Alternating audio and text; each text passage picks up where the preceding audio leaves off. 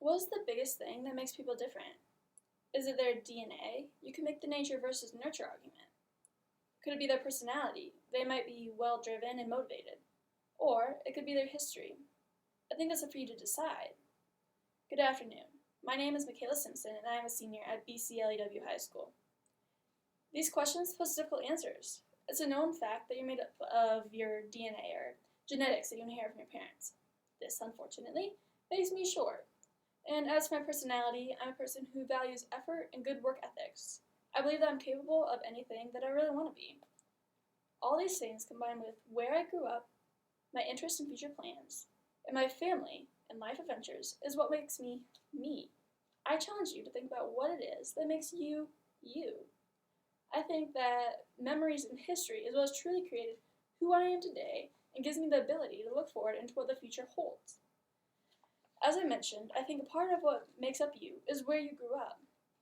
I grew up in the small town of New Providence, Iowa. This is actually a picture here of my old house. It is a small town, about less than 200 people population-wise, and I made some interesting memories there. I had a friend who was actually just a year older than me, and oddly enough, in that small town, we were both named Michaela. But we used to love to play this game called Veterinarian. And so we would do weird things like collect worms, locust shells, and create habitats for frogs, which sounds kind of weird to me, but to this day, I still want to be a veterinarian, and she is currently going to Ellsworth Community College to become a DNR officer. At the age of 11, my family and I moved to Conrad, Iowa. I've been going to the BCLEW school district my entire life, though, so it really didn't change too much. And my dad, who is also a teacher there, he's a BCL grad, so he knew the area really well, and so it wasn't too difficult of a change. I have many hobbies and interests. I love to read, I always have. One of the very first books I remember reading is Harry Potter. I read it in first grade, and I was hooked after that. A series I really like today is Cassandra Clare's The Mortal Instrument series. It's beautifully written, and for me, sometimes I can't get past it when a book isn't written well, and I know it's bad because sometimes my friends will be like, hey, this is a great book, and I just can't get past it, and so this one's a great example of a really good book. I'm also an avid Netflix watcher. I love the sitcom Friends, and I also watch different things from Supernatural, Vampire Diaries, and Criminal Minds, so I get a pretty wide genre of books and movies and TV shows, so I'm not too worried about what their genre is. Other recreational activities I enjoy include shooting my bow and arrow. I've greatly improved since I first started. My freshman year, I got it for Christmas. I also played volleyball since the 4th grade, and I absolutely love it. And I've been golfing ever since I can remember. My dad's the head girls golf coach, and so I just kind of grew up with it. I also enjoy traveling. I went to Chicago last year for the science club trip. They go every year if you're in an advanced science class, so usually junior or senior, you get the opportunity to go to Chicago. So I went last year and absolutely loved it. But we go again in April, and so I'm really looking forward to it. And going even further into the future, next year, next fall, I plan on going to Iowa State. I'm planning on becoming a journalist major, and hopefully I eventually get my graduate degree in veterinary medicine. Currently, I'm working at a vet's office here in town. It's also a kennel, so I walk dogs there. And despite the first day I worked there, I'm still working there. The first day, there's these latches that are on the kennels, and so if there's a big dog that can jump on the kennel and eventually lift that latch up, so you just have to put a bolt through it. But it was my first day working there, and I did not know that yet. And so I came back the next morning, and the dog had peed all over all the kennels, and so I had to clean all that up.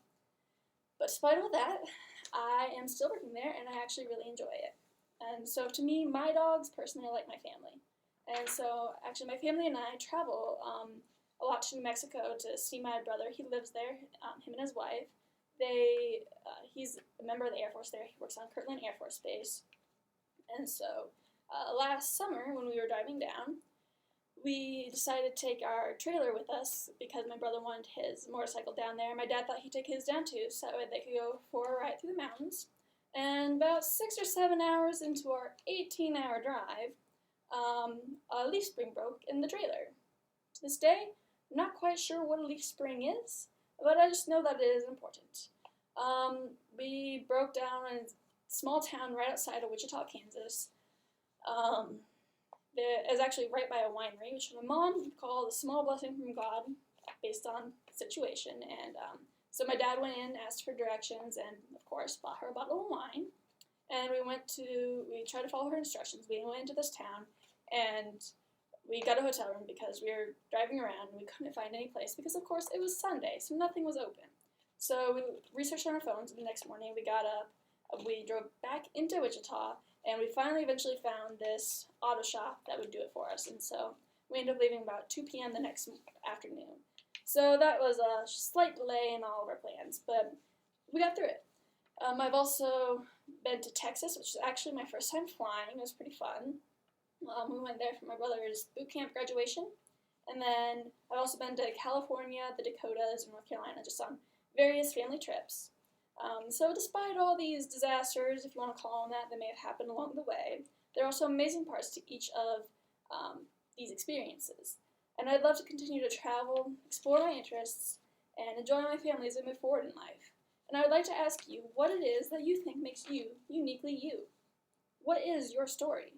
I believe that learning about our past, our interests, and our future goals are vital to getting to know someone. What do you think?